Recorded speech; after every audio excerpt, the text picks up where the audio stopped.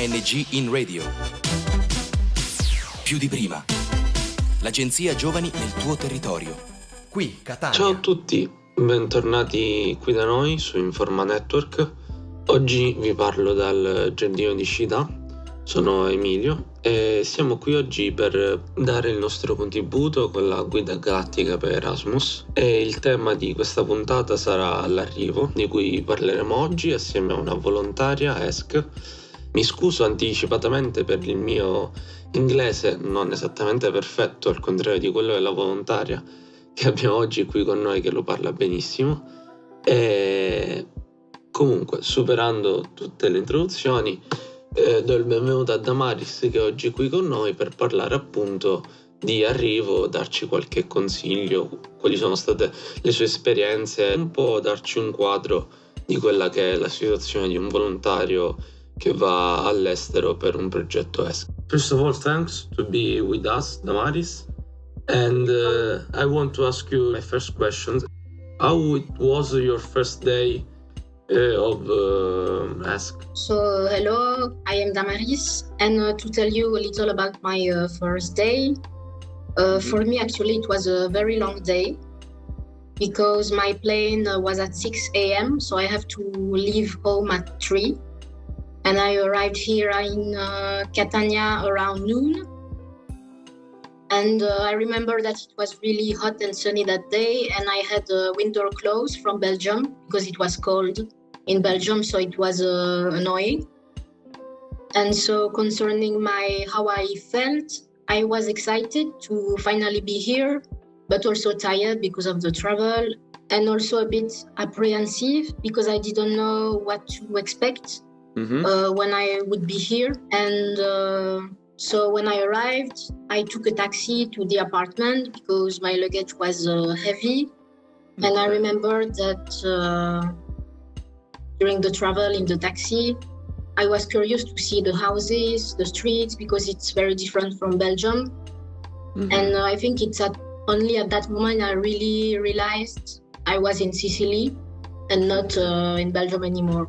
Okay, but someone before your travel give you information or instruction about what to do when you arrived? Someone here in Catania or there in Belgium?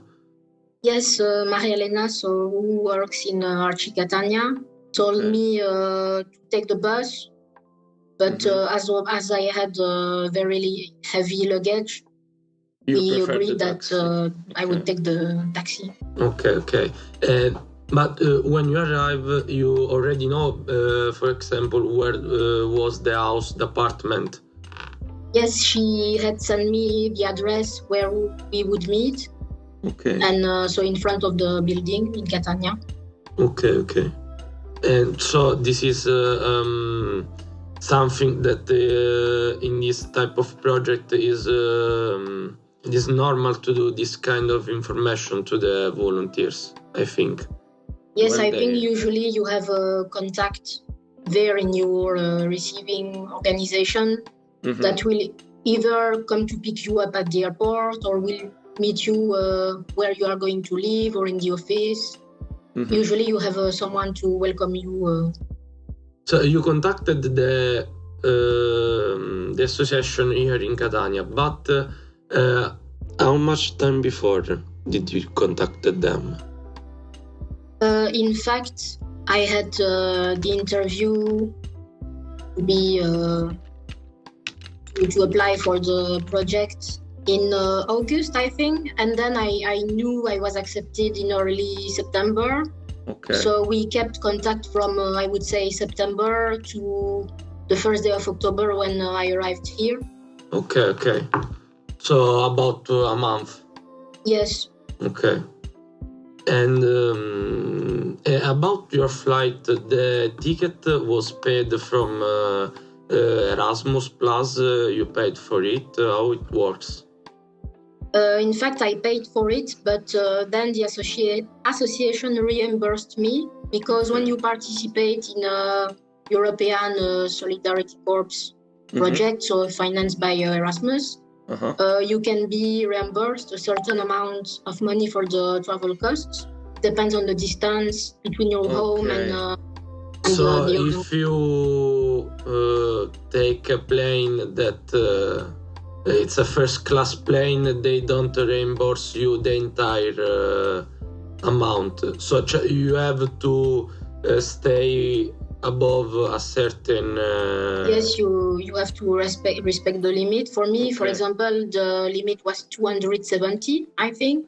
So the taxi I took, they reimbursed me the taxi too. But now I know that to go back home, I only have, I don't know, for example, 120 that I have to. They will not give me more than that. Okay. So you have maybe to think about this before.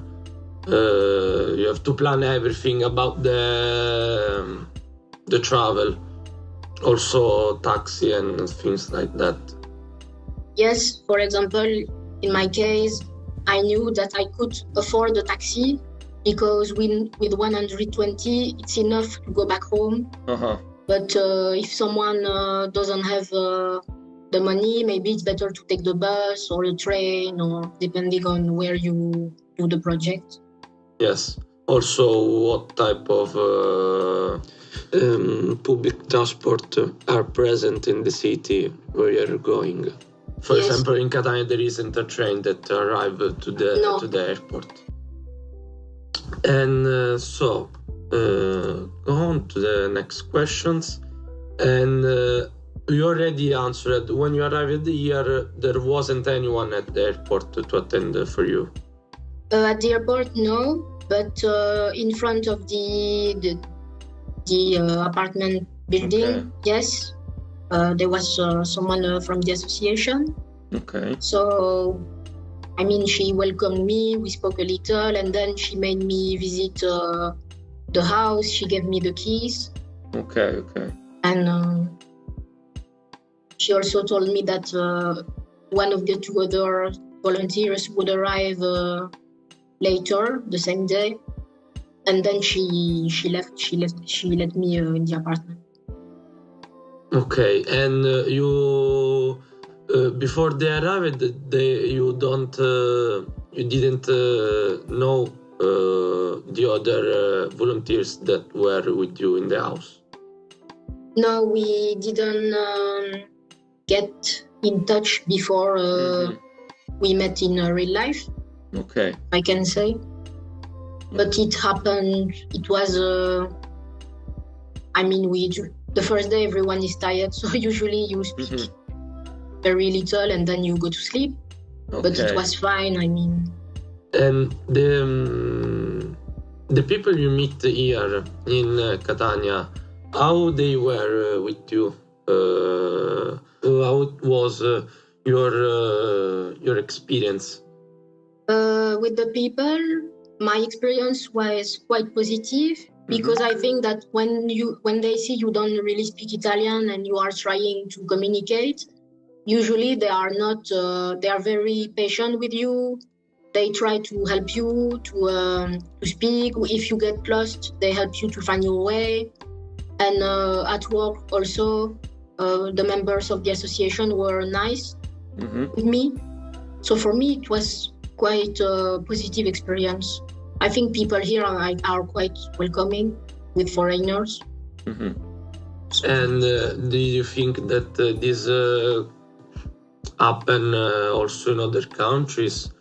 Or in the organization, I think that yes, usually they will be welcoming because it's them who wanted to welcome volunteers, so it's their choice. But for the population, for the language, I'm not sure. Maybe there are some places maybe they will not have the same patience with you if you try to speak a language you don't really know. That's why I was quite happy about it, because it's not the same everywhere, in my opinion. So thanks. And what type of advice will you give to people that wanted to do a ESC project about the travel, the organization, the preparation also? I think based on my own experience, the best advice I could give is that it's important to keep in mind that it's always going to be different from what you could imagine and to expect. Okay. Even if before you know that you have to be open-minded, you are not, oh, I want this, I want that. I think sorry if I interrupt you. What did you expect from your project? I don't know if I really had expectations because I already did volunteering before, and I knew it's always different. Okay. But at the same time, I didn't know it would be so hard for me to adapt in the first months. Okay. So I mean, even if I didn't have expectations, I wouldn't have thought that it would have taken me so much time to really adapt and to settle and to. Okay, but you have this difficulty to adapt because of what? I think it was to find my place. Okay. Not to feel out of place. I mean, in the job, with the people, I have to... Maybe also to have a mission. Yes, to find a goal, to really... A goal, yes. Yes, to really know why you are here, to find a meaning. And that's what was hard for me, is that I wouldn't have thought, because it was my choice to come here, but I wouldn't have thought it would be so difficult to think, okay, I'm here, I know what to do, I feel good. It took me several months maybe, so... Okay. And returning to the question, the advice that you give? My advice, it would be that if someone experienced this type of things, so difficulties, I would say not to give up, because I think when you experience difficulties, you can learn a lot from it about yourself, your limit, what is good, what is not good for you. Okay. And I would say it's always going to be better. So if it's a long project, maybe to try to stay optimistic, because I think difficulties, it's a part of the process. It's a part of the volunteering experience. And I think it's something maybe we don't talk about, we don't talk enough about it, because when you meet volunteers, you are not the only one to experience that. But I don't know, on the internet, in testimonials, you don't really talk about it. And I think it can help to know that it's a part of the process. It's a part of the process, yes. Yeah. Of course. I think that we said everything. I renew thanks for your participation to this interview. Welcome. Oh, nice. I hope it was not too depressing. No. But, I think it was motivational. Yeah, because I wanted to be honest, because I mean, oh no, everything is fine. I mean, this is the goal of this podcast. E quindi siamo giunti alla fine di questa puntata. Ringrazio Damaris per la sua disponibilità, per essere stata con noi, e ci risentiamo nelle prossime puntate di Guida Galattica per Erasmus. ANG in radio. Più di prima. L'agenzia Giovani nel tuo territorio. Da Catania è tutto. Progetto finanziato dal bando ANG in radio più di prima di Agenzia Nazionale per i Giovani grazie ai fondi del Dipartimento Politiche Giovanili e del programma europeo Erasmus+.